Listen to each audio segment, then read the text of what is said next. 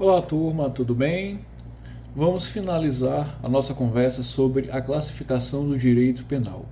Falaremos agora do direito penal de primeira velocidade. Mas o que vem a ser esse direito penal de primeira velocidade? Esse direito penal de primeira velocidade diz respeito aos crimes graves que são penalizados, com a pena privativa de liberdade, de modo que o processo é demorado, porque os seus direitos e as garantias processuais não são flexibilizadas. Isso é o direito penal de primeira velocidade. Já o direito penal de segunda velocidade, ele se refere às infrações menos graves, às infrações de menor potencial ofensivo e que não geram a pena privativa de liberdade. O que permite, por esse motivo, uma flexibilização dos direitos e garantias processuais. Então, enquanto o direito penal de primeira velocidade diz respeito àqueles crimes mais graves que geram a pena privativa de liberdade, já o que de segundo grau não dizem respeito aos crimes menos graves, de menor potencial ofensivo, onde poderá haver uma flexibilização dos direitos e das garantias processuais.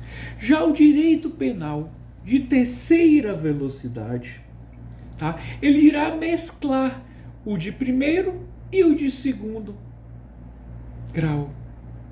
Então, ele irá mesclar o direito penal de primeira velocidade e o direito penal de segunda velocidade. Isso significa o quê, turma? Que mesmo os crimes mais graves, que onde são aplicado a pena privativa de liberdade, as garantias processuais poderão ser flexibilizadas. Isso vem a ser o direito penal de terceira velocidade. Existe ainda, turma, o direito penal de quarta velocidade, também chamado de neopunitismo. Então, o direito penal de quarta velocidade, também chamado de neopunitismo. Esse direito penal de quarta velocidade, turma, diz respeito aos crimes praticados por quem é ou já foi chefe de Estado,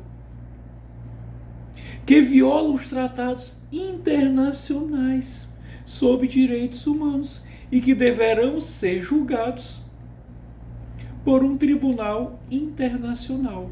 Então, direito penal de quarta velocidade ou neopunitismo nada mais é do que aqueles crimes praticados por quem é ou por quem foi chefe de Estado, que ferem, que violam os tratados internacionais de direitos humanos, devendo estes autores, estes agentes, serem julgados por um tribunal especial internacional. Legalzinho? Existe, turma, ainda o direito penal do inimigo, idealizado por Iancar Jacobs. O que é e significa esse direito penal do inimigo? Ele está assentado em três pilares. Essa teoria do direito penal do inimigo, o direito penal do inimigo está assentado em três teorias. Ivo, que três teorias são essas? A primeira, turma, diz o seguinte: haverá uma antecipação da punição.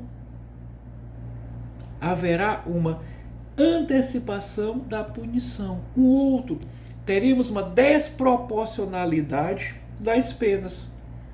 E a terceira, uma relativação da supressão de certas garantias constitucionais. Em outras palavras, para Iancar Jacobs, inimigo é alguém que não se submete ou não se admite a fazer parte do Estado e por isso não são consideradas como cidadão. Então eles não têm, por não fazerem parte ou não admitirem fazer parte do Estado, eles são tidos como inimigos. Não são chamados de cidadão. Por isso eles têm os seus direitos e as suas garantias relativizadas. Beleza, turma? Tranquilo? Belezinha? Ótimo. Turma, vamos falar agora de fontes do direito. Fontes do direito penal. Primeiro, turma, o que é fonte? Turma, fonte nada mais é de origem, de onde brota.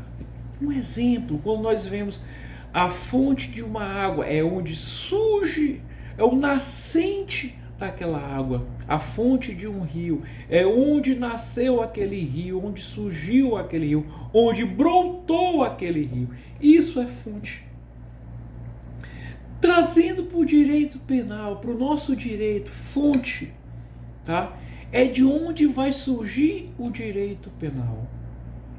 Tá? É de onde surge o direito penal. As fontes podem ser material ou formal. Fonte material, também chamada de fonte substancial ou de produção. O que é isso aí, turma? Tá? É a origem criadora do direito. Isso é fonte material. É o órgão, tá? É o órgão responsável pela declaração do direito. Tá? É quem tem a competência para legislar sobre matéria penal. Turma, no nosso país, quem tem competência para legislar matéria penal? De acordo, turma, com o artigo 22, inciso 1º da nossa Constituição Federal, competirá privativamente à União legislar sobre o direito penal. Isso significa o quê? Só a União pode tratar, dizer que determinada conduta é crime, que estabelecer uma sanção para aquele que cumprir, que realizar aquela conduta proibida. Em tese, sim, turma. Em tese, só a União poderá legislar sobre direito penal. Só a União poderá tratar sobre um crime e sobre a sanção penal. Entretanto, turma, o próprio parágrafo único do artigo 22 da nossa Constituição Federal traz uma exceção. Que exceção é essa, Ivo? Lá diz, turma, que a União, através ou que um Estado membro, tá? Um ente federativo, um Estado membro, um Estado, por exemplo, Maranhão,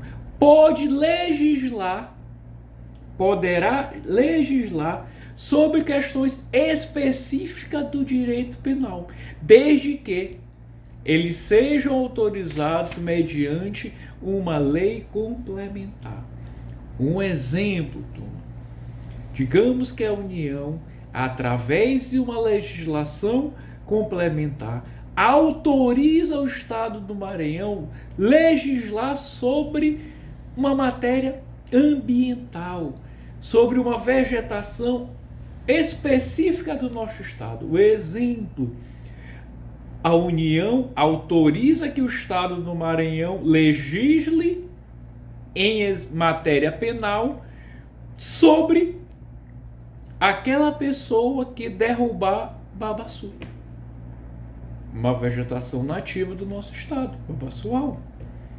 Então, se a União, através de lei complementar, autorizar que o Estado do Maranhão crie uma lei dizendo que você derrubar uma babaçual é crime, pode acontecer. Mas lembre-se, a regra é a competência para legislar sobre matéria penal, de acordo com o que prevê o artigo 22, inciso 1º da nossa Constituição Federal, será da União. Perfeito? Legalzinho, turma? Belezinha? Ótimo. Então, isso é fonte material, de onde origina, é o órgão, tá, responsável pela criação de determinada lei penal. Tá? Por isso que ela é chamada fonte material ou substancial ou de produção, que produz algo. Perfeito? Ótimo. E a fonte formal? Gente, a fonte formal também é chamada de fonte de conhecimento ou de cognição. Se a material que nós chamamos de produção, de onde brota, de onde produz-se, tá, uma lei penal, a fonte formal ou cognição ou de conhecimento é o meio de exteriorização do direito penal. É o modo como as regras penais serão reveladas. Por isso que nós chamamos, turma, fonte formal ou fonte de conhecimento ou fonte de cognição. É como eu vou exteriorizar o direito penal perante a sociedade. Ela pode ser fonte imediata ou fonte mediata. A fonte imediata do direito penal. Para a doutrina clássica, a fonte imediata do direito penal será a lei. Que é isso aí, turma? Somente a lei pode criar um crime, somente a lei pode estipular uma pena. Artigo 5º, inciso 39 da nossa Constituição Federal. E artigo 1º do nosso Código Penal. Lá estabelece: somente a lei poderá criar um crime, somente a lei poderá estipular uma pena.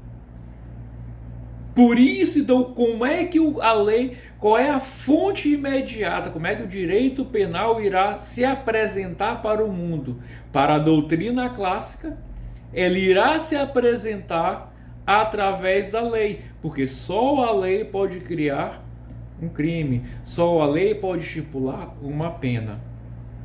Isso é para a doutrina clássica, turma. Porque hoje a doutrina moderna entende que além da lei,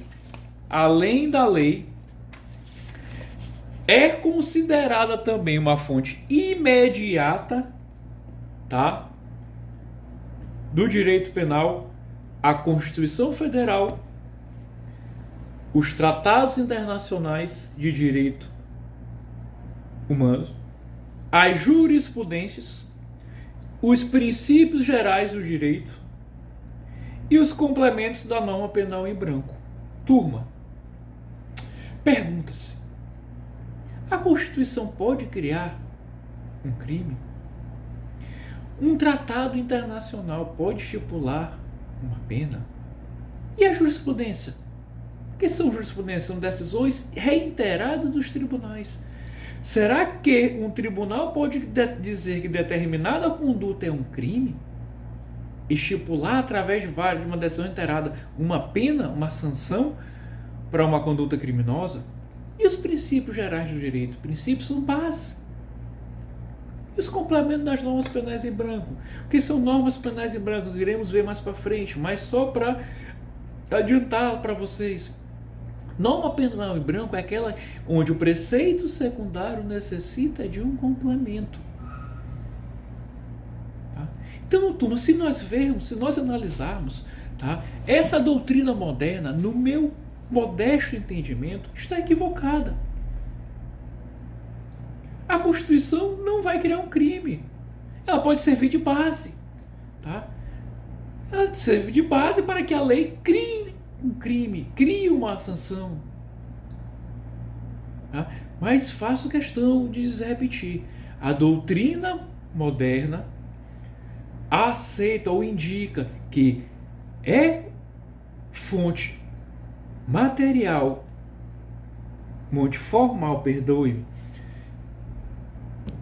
imediata, além da lei, a Constituição Federal, os tratados internacionais, as jurisprudências, os princípios gerais do direito os complementos da norma penal em branco. E as fontes formais imediatas? Mediatas é aquela lei vigente. E as mediatas são aquelas fontes que explicam ou interpretam o direito. São as fontes que explicam ou interpretam o direito. Temos duas: os costumes e a doutrina. O que é costume, turma? Quando eu falo costume, é o quê? O que vocês acham que venha a ser costume? Hein, turma? Costume, turma, nada mais é do que algo utilizado reiteradamente. Tá? Um exemplo de costume, tá? Em determinada região, e tens que a mulher, ao casar, isso na antiguidade, ela deveria, antes de deitar com seu marido, ela deveria deitar com o chefe da região. É um costume. É um costume. Pergunto, costume pode criar crime?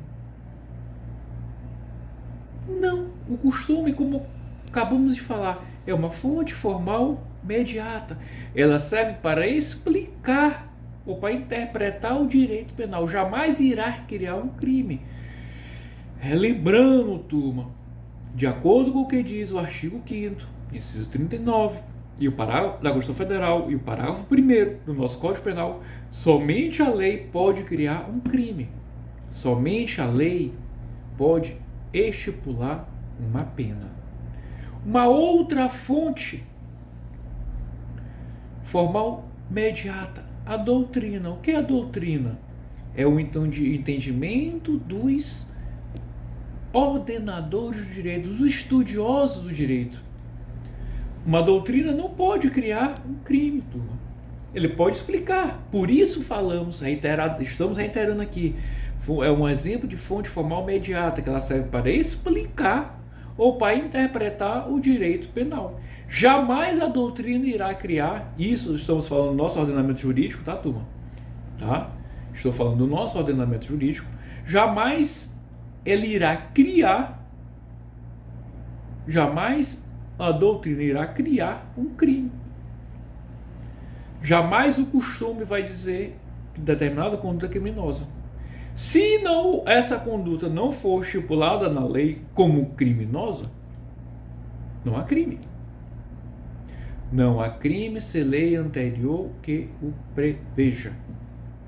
Não apenas sem prévia combinação legal.